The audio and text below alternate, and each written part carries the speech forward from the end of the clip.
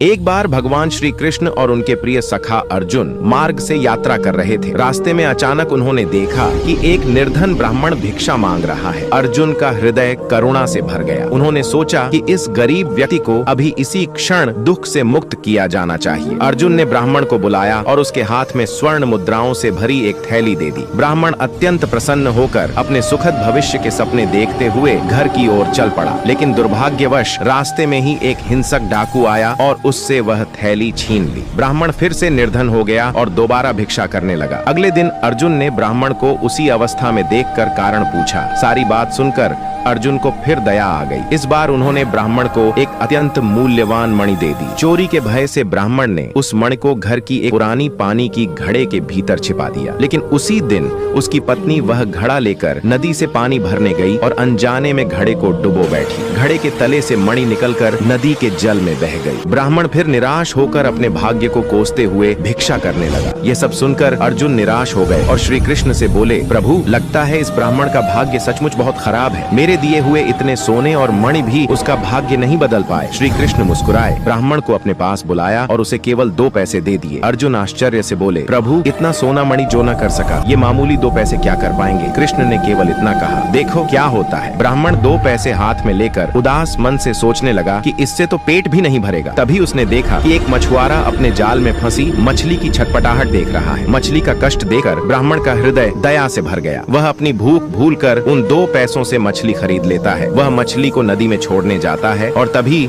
एक चमत्कार हो जाता है। मछली जैसे ही जल में मुक्त होती है, उसके मुंह से वही खोई हुई मूल्यवान मणि बाहर निकल आती है। ब्राह्मण आनंद से चिल्ला उठता है, मिल गई, मिल गई। उसी समय वहाँ से वही डाकू गुजर रहा था जिसने सोना चुराया था। ब्राह्मण की आवाज सुनकर वह डर गया कि कहीं उसके विरुद्ध राज दरबार में शिकायत तो नहीं हो रही। भयभीत होकर वह ब्राह्मण के पैरों में गिर पड़ा और चुराया हुआ सारा सोना लौटा दिया। अर्जुन यह देखकर स्तब्ध रह गए। तब कृष्ण ने मुस्कुराते हुए अर्जुन से कहा, हे अर्जुन, जब तुमने उसे अपार धन दिया था तब वह स्वार्थ में केवल अपने सुख के बारे में सोच रहा था। लेकिन जब मैंने उसे केवल 2 पैसे दिए तब उसने उनसे किसी अन्य प्राणी के दुख को दूर किया। सत्य यह है कि जब तुम किसी और के कल्याण के लिए कार्य करते हो तब तुम ईश्वर का कार्य करते हो और तब ईश्वर स्वयं तुम्हारे साथ होते हैं, क्योंकि परोपकार से बड़ा कोई धर्म नहीं। वीडियो अच्छा लगे तो लाइक करें, चैनल को सब्सक्राइब करें और कमेंट में हरे कृष्ण लिखना न भूलें।